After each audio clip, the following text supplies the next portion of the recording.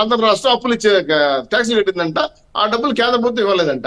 ఎంత కట్టారు, ఎట్ట ఆదాయం వచ్చింది, హనుమంతుడి గారు చెప్పాలి ఆ విషయం. నాకు తెలియదు నిజంగా, ఎందుకంటే జగన్మోహన్ రెడ్డి గారి దాంట్లో దిట్ట ఏ లెక్కలు చెప్పడంలో. కాబట్టి అది చెప్తారేమో ఆశించా, చెప్తారో చూద్దాం. ఇది ఇంకో విషయం ఏంటంటే తెలుగుదేశం పార్టీ, జనసేన, బీజేపీ నాయకులకి ఎటువంటి ఇబ్బందులు లేకుండా, వైఎస్ఆర్సీపీ పడకుండా ఖచ్చితంగా ప్రభుత్వాన్ని ముందుకు తీసుకెళ్లడం కోసం అన్ని రకాల వ్యూహాలు రచించారు. ఇంకా నమ్మకం కలిగించాలండి. టు బి ఫ్రాంక్లీ స్పీకింగ్, మీ ముగ్గురు పార్టీలకు సంబంధించిన అధినేతలు, ముగ్గురు పార్టీలకు సంబంధించిన పెద్ద నాయకులు, అగ్రనేతలు అందరూ కూడా ప్రజలకు ఇంకా ఎక్కువ నమ్మకం కలిగించాల్సినటువంటి ఆవశ్యకత ఎంతైనా ఉంది. ఇంకా 2 నెలలు మా అయితే ఇంకొక నెలన్నర టైం ఉందనుకోండి.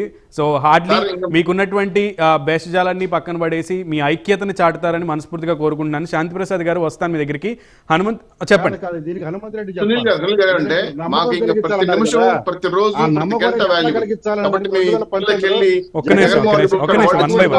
పూర్తి స్థాయిలో మా నాయకులు, మా కార్యకర్తలు కష్టపడి పనిచేయాలి. ఒక నిమిషం చౌదరి గారు, ఒక్క నిమిషం వినండి. కాసు అంటే కక్కుర్తి లేదు, కేసులు అంటే నాకు భయం లేదు. కసి, ప్రత్యేక హోదా కావాలని కసి, యువకులకు ఉద్యోగాలు ఇవ్వాలని కసి, రైతులకు వ్యవసాయం చేయాలని కసి కావాలని,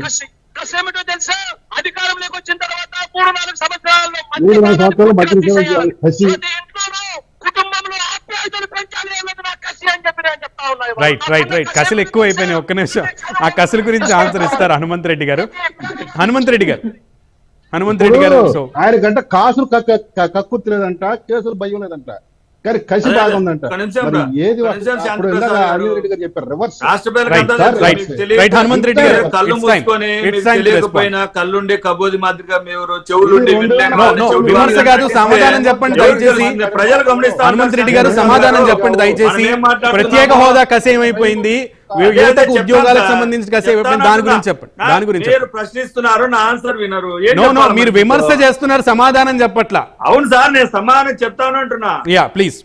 ఇప్పుడు ప్యానెల్లో ఉండే శ్రీనివాస్ చౌదరి గారు నాకంటే ఎక్కువ అనుభవం ఉన్న వాళ్ళకు సంబంధించిన స్పోకరు.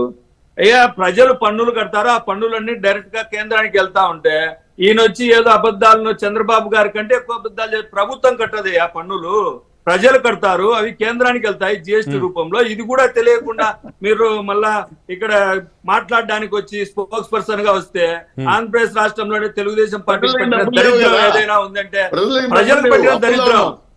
మీ యొక్క అజ్ఞానాన్ని ప్రజలకు ఏ విధంగా చూపించాలనుకుంటున్నారో తెలుసుకోండి సార్. ముందు తెలుసుకోండి. ఒక్క నిమిషం